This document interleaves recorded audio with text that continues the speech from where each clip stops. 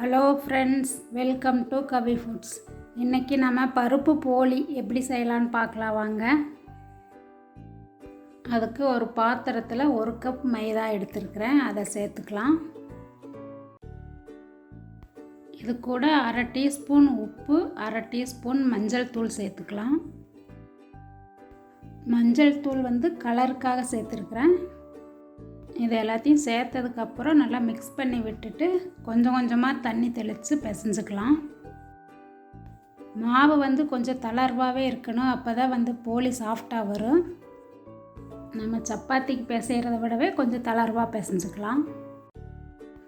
இப்போ மாவு பிசைஞ்சாச்சு. இனி இது கூட கொஞ்சமாக மேலே எண்ணெய் தடவிட்டு ஒரு 2 மணி நேரம் மூடி வச்சிடலாம். மாவு நல்லா ஊறட்டும். மாவு நல்லா ஊறும்போது தான் சாஃப்டாக இருக்குது.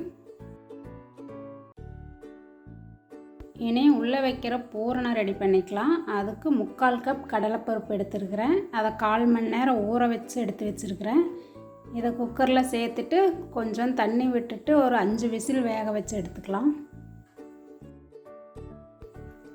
இப்போது இது வெந்துருச்சு. இதை கொஞ்சம் நேரம் ஆற விட்டுட்டு ஆறுனதுக்கப்புறம் மிக்சியில் போட்டு அரைச்சி எடுத்துக்கலாம். இப்போ இது ஆறிடுச்சு. இனி மிக்சி ஜாரில் மாற்றிக்கலாம். இதை ரொம்ப நைஸாகவும் அரைக்க தேவையில்லை, பல்ஸில் போட்டு ஒரு ஓட்டு ஓட்டி எடுத்துக்கலாம்.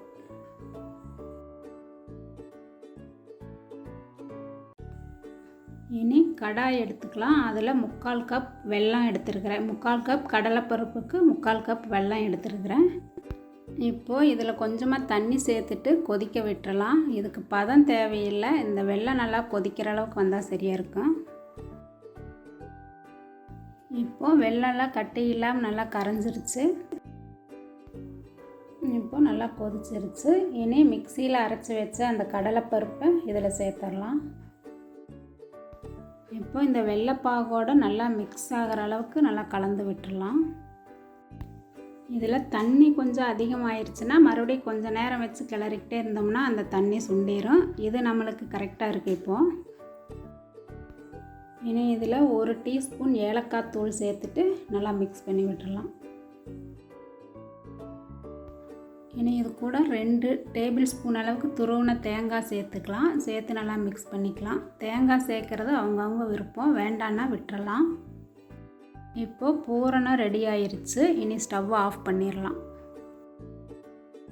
இனி போலிக்கு மேல் மாவு ரெடி பண்ணிக்கலாம். அதுக்கு அந்த மைதா மாவை நல்லா பிசைஞ்சுக்கலாம். நல்லா சாஃப்டாக பிசைகிற அளவுக்கு போலி நல்லாயிருக்கும்.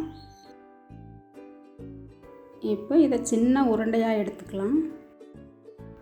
சப்பாத்தி மாவுக்கு பிசைகிற உருண்டையை விடவே கொஞ்சம் சின்னதாகவே எடுத்துக்கலாம். இந்த அளவுக்கு நம்ம உருண்டைகளை எல்லாத்தையும் பிடிச்சி எடுத்துடலாம்.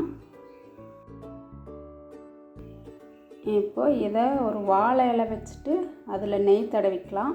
நெய் தடவிட்டு இந்த மாவை நல்லா பரப்பி விட்டுறலாம்.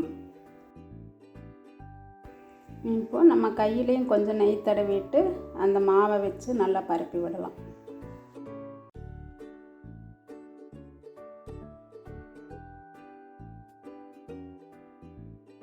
இப்போ இதை பரப்பி விட்டதுக்கப்புறம் உள்ளே பூரண உருண்டையை வச்சுக்கலாம். நம்ம எந்த அளவுக்கு மேல் மாவு உருண்டை எடுத்தோமோ அதே அளவுக்கு உள்ள பூரண உருண்டையும் எடுத்துக்கலாம். இப்போ இந்த மாதிரி மேலே எல்லாத்தையும் சேர்த்துட்டு அந்த மேல் மாவு எக்ஸ்ட்ரா இருக்கும், அதை நம்ம தனியாக பிச்சு எடுத்துடலாம். இல்லைன்னா அது ரொம்ப திக்காக இருக்கும். அதுக்காக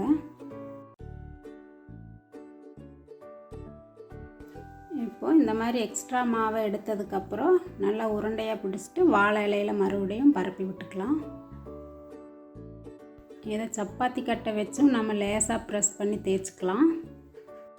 மாவு நல்லா சாஃப்டாக இருக்கிறதுனால கையிலே வச்சும் இந்த மாதிரி நம்ம பரப்பி விட்டுக்கலாம்.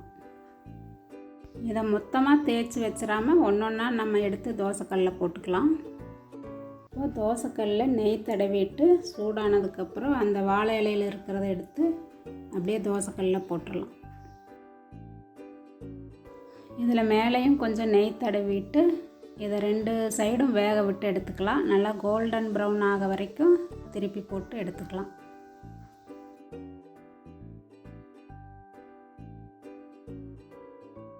இதே மாதிரி எல்லா போலியும் செஞ்சு எடுத்துக்கலாம்.